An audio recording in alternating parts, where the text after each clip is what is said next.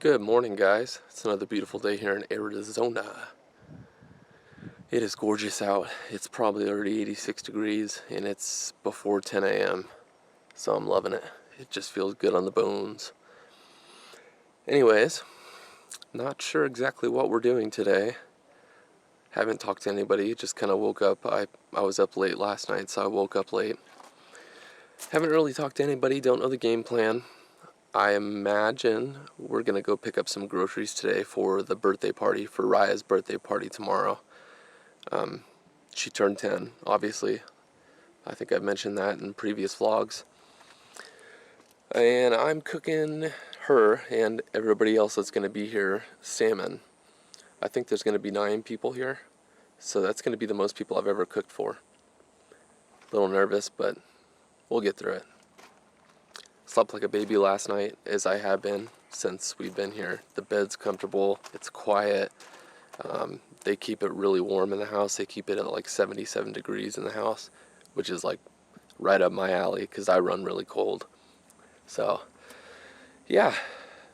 Sorry yesterday's video wasn't very entertaining. Again, I just didn't feel very comfortable filming in front of Jerry. I need to get over that that fear. I don't know if I call it a fear, more like self-consciousness. Is that a word? Anywho, my dad is actually on the phone right now with my great uncle Sonny. I just call him my Uncle Sonny. It's my dad's uncle. And hopefully we're going to be seeing Uncle Sonny tomorrow or sometime soon. I love my uncle. He's so much fun to hang out with. So yeah, hoping to have some cigars and maybe a glass of scotch with him. That's kind of like my goal. Yeah. I'll update you guys if anything changes. I'll let you know what the plan is when I know the plan. So I'm really going to try to be a better vlogger today. I've been doing a pretty piss poor job of it, but I'm learning, guys. Bear with me. I've been using that crappy editing software, the Windows Movie Maker, and actually editing and saving a video for all the days that we've been on travel. They're not great because the editing program doesn't have very good, what am I trying to say? Features. It doesn't have a lot of features. It's a very basic program versus Adobe, where it's sort of a professional program. Not that I know how to use it that well, but I'm proficient enough. So, yeah, that's gonna do it for this little morning update. I will see you guys in a bit. Alright, you guys are on the GoPro Hero 5. We're gonna see how the audio works out this time. So, let's take everything out of the bag first, and then we'll go through the bag itself. Sound good? Okay, so here's what we got. This is what I got in my tackle bag for this trip down here. Usually it looks a little bit different. There's some different things in there. The soft plastics are usually in another container. But for travel purposes, this is how I have it set up. Let's start with the small accessories. These right here, snips. They'll cut braid like butter. I think they're made by Fisker. Hopefully you can see that. So these come real handy. I've got a super loud whistle. Just in case we're out on the kayak or the john boat and there's a boater that can't see us and he's coming straight toward us, this thing is super loud. Yeah, so that's what I keep that for, just in case we almost get run over by a boat. I've got a small whetstone here that's used for honing hooks. Pretty basic. Stringer in case we catch some fish we want to keep. Not bass, of course. We would never do that. Some split ring pliers. Good pair of split ring pliers. These are made by Rapala. But yeah, these do everything you need them to. They're good to go, and they were pretty dang cheap. We've got some reel butter, just in case the reel's acting up. And a little glow stick. Again, for night fishing, you know, if you're out there, I forgot my flashlight, let's say, crack this bad boy open, you got a little bit of light.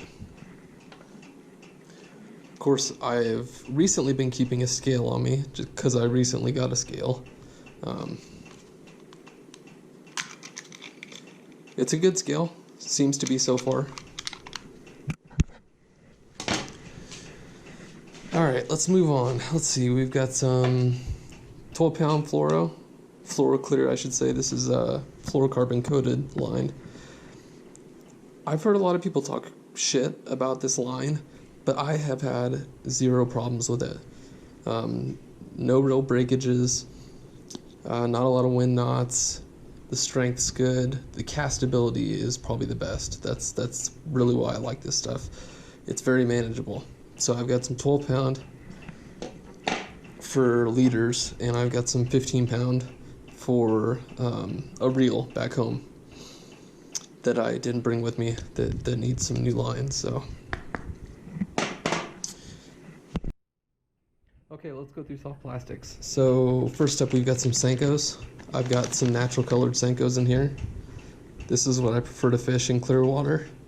I'll go black and blue or green pumpkin if the water's a little dirtier, but these really work well for me, and they're cheap, like $3. So, and they hold up cast after cast after cast. They don't sink. They're not as heavy as Gary Yamamoto's or even Guggenbait lunker logs, but they're good. Got some flukes, which I've never owned flukes. I don't know why, but I found these in Sportsman's. No, I found these in Walmart yesterday. Baby bass super flukes. Got some Rage Tails and green pumpkin. These things are good to go. These are really good craws. They're tough, they're durable, and they catch fish. Moving on with soft plastics for Guggenbaits, which I am quickly running out of. We've got some Bandito bugs and watermelon red flake. Only got a few of these Johnnies left. We've got some big old 10-inch Mondo worms in natural color, which is my favorite color. That Guggenbait, well, it's my favorite color of any soft plastics. Unfortunately, it's exclusive to Guggenbaits. So these are good for that mid to late summer deep water tactic, where you're just dragging a worm along the bottom real slow, trying to get a big old Bertha to eat it. Have yet to catch a fish on these. Lastly, for soft plastics, again from Guggenbaits, we've got the Slim Shake, again in natural. Such a good color. Have caught many a fish on these. This is actually, I think I had 3 packages of these, and I'm on my last one. I've got some watermelon red flake ones at home, but yeah, these are definitely my favorites. Moving on to terminal tackle. I've got some assortment of hooks, flipping hooks, EWG hooks, swim bait hooks, worm hooks. I've got my wacky rig hooks right here. I like my owner hooks. These have never let me down. Super sharp, very affordable, and they're owner hooks. What more do I need to say? Got some weighted wacky rig jig heads right here. Haven't used these in a while, but they do work well. Some shaky heads in here. Some weights and bobber stops. I've been stocking up on bobber stops ever since I've been down here, just because I can never find them up north, and they're crucial for flipping. So got those, got some tungsten weights in here, which I'm running very, very low on. Assortment of swivels, trout hooks. This is all drop shot stuff right here. Over here we've got some traditional lead bullet weights, which are kind of like my last resort. Variety of sizes and colors in there. And then up here I like to keep some pre-rigged soft plastics. So like this, we've got the 10-inch Mondo worm on. Look at that sucker. Realistically, I need a bigger hook. This is a 4/0 hook. I could probably get away with a 5 or a 6 with this. But haven't been able to find that big of a hook down here. underspin. This is that new Mustad underspin that I showed you in my mystery tackle box unboxing. So got that pre-rigged with a Guggenbait saucy swimmer. Looks pretty good. And just some other swim baits, stuff like that. A couple craws. Just pre-rigged stuff so I can just tie it on and throw it out there. So that is about it for terminal tackle. Which this time of year, when I'm fishing mostly soft plastics, this is probably what I'm going to the most. This is what I'm going through the most. So,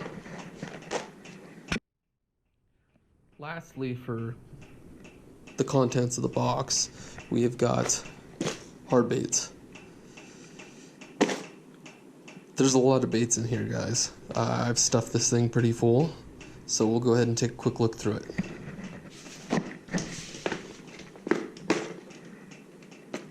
Oh! Alright, just right off the top, got a Westing glide bait. This thing actually has really good action in the water. Let me lay this down for you. Chatterbaits, spinnerbaits, frogs. Got a couple of other hard swim baits in there. Baby bull shad, strike poe gill raker. Got a 3D or a Yozuri 3DB spook, whopper plopper, skitterbug, some squirrel crankbaits, some deep divers, some lipless crankbaits, a couple poppers. So I think I'm very well covered for any kind of situation I may come across down here, or anywhere for that matter. Okay, so that does it for the contents of the box, the bag rather. I'm learning new features on my Hero 5 because I've had it for like a month and a half and I haven't really messed around with it. I don't know why, but I just haven't. So I was looking through the menu, the settings today, and found the voice control settings. So I can say, I'm not going to say it right now because it'll stop recording the clip, but I can say, stop recording. It just did it right there. Whoops. Apparently you don't have to say GoPro. You can just say stop. Yeah, I'm definitely stoked about that. So if this thing's like on the front of the boat and somebody hooks up, I can just yell, GoPro, blah blah blah. So that's a cool feature. Anyways, back to the subject. We're done with the contents of the box. The bag, I keep calling it a box. Now let's look at the bag itself. Okay, the bag. Let's start from the front. You got two little spots to hang D-rings or whatever you want. You got a pocket in the front. I've woven some cord in there just in case I need it. It's all one piece, so I can just unweave that. And I've got about 15 feet of cord. Never know when you're gonna need cordage, so I did that front and back. Another pocket in the back here. I usually don't use these pockets. Anyways, in the front pocket, we've got I wouldn't call it waterproof, but I call it a water resistant little pouch. Right here, see if I can open it with one hand, probably not. But anyways, that's where I keep like my tools and stuff like that.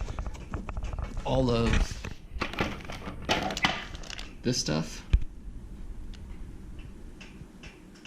All that stuff goes in there.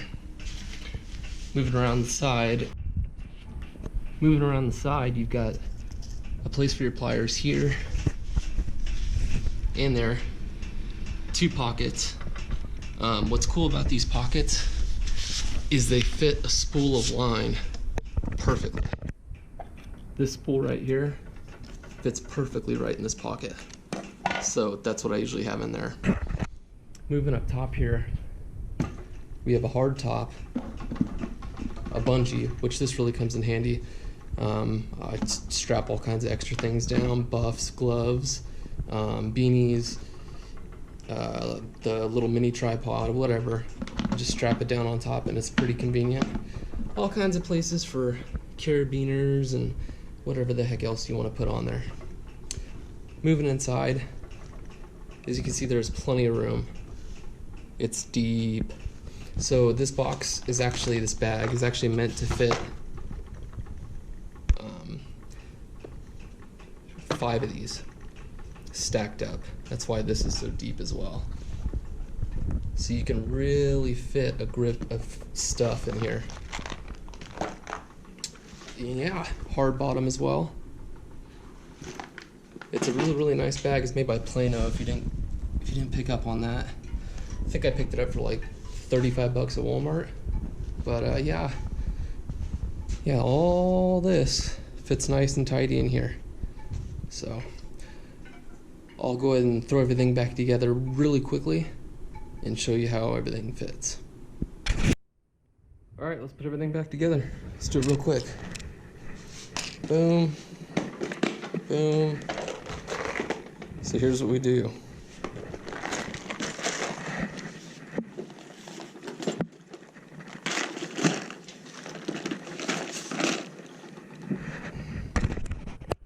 Those two going first.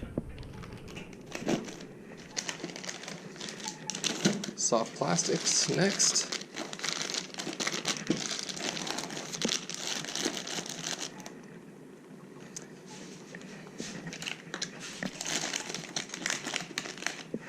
All that fits in there nice and tidy. Oh, forgot the scale. Scale goes on top. That's it for that. Let's go around to the front here.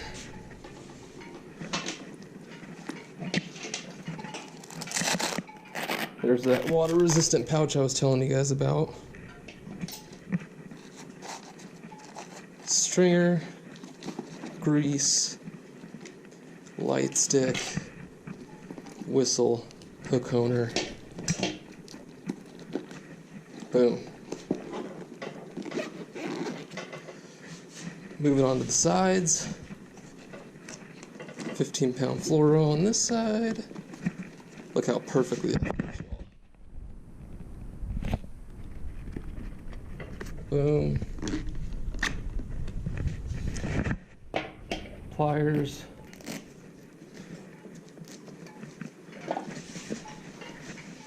And line.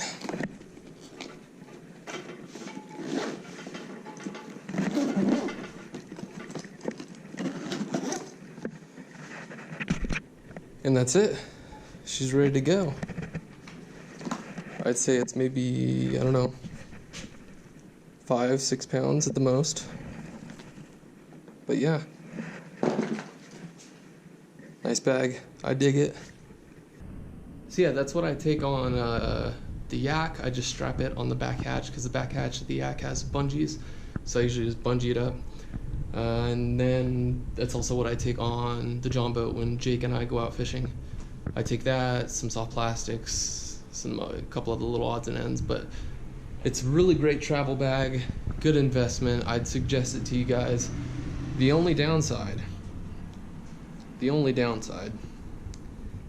is that the fabric is not very water resistant, which is kind of a big deal when you live in the Northwest. Solution to that, get yourself some 3M. I think 3M makes it. Maybe it's not 3M. Oh, Scotch Guard. It's Scotch Guard. Get yourself some Scotch Guard, the water repellent, spray this whole sucker down and you'll be good to go. It's something that I have not done yet. I need to do. So, yeah. Overall, out of 5 stars, I'd give it a 4.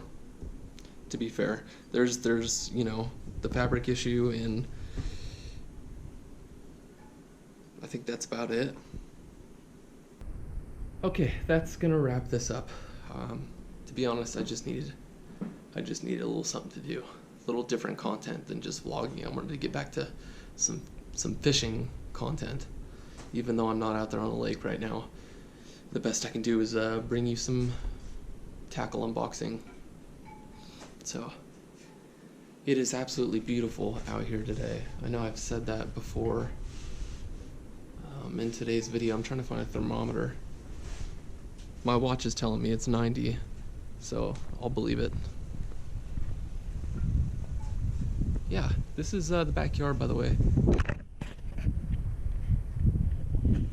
My My grandparents own the lot behind this as well, so nobody can build on it. I thought that was a really smart idea.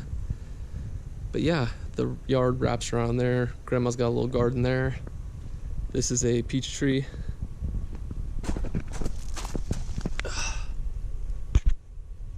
As you can see, some nice peaches. They're not ready, not even close to being ready yet. But yeah.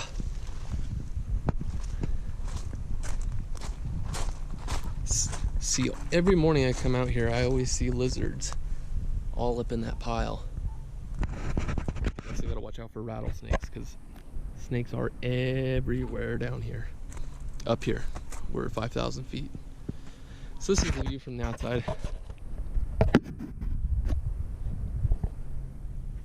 It's a really quiet neighborhood. You can't really see it because the GoPro's so wide, but there's some hills going out this way, and then some bigger hills, almost small mountains behind it. They've got a really nice place here. All right, that's gonna wrap this whole thing up. We're gonna go inside and do some decorating for Raya's birthday party tomorrow. Got a massive slab of salmon at the grocery store. Hopefully it'll feed 9 people. It should, if I cut it up right. A little nervous about cooking for that many people, but it's family, so yeah. Hey y'all, we are on the road again. We ran some errands. First thing we did today was we went to the golf course, Prescott Country Club. Yeah. Prescott Country Club. Dad hit a bucket of balls because he's going down to Phoenix to meet up with Uncle Sonny. I've already told you about Uncle Sonny, to play around at golf. So Dad wanted to get a little practice in beforehand. After that, we hit Fry's for some, which is a grocery store here.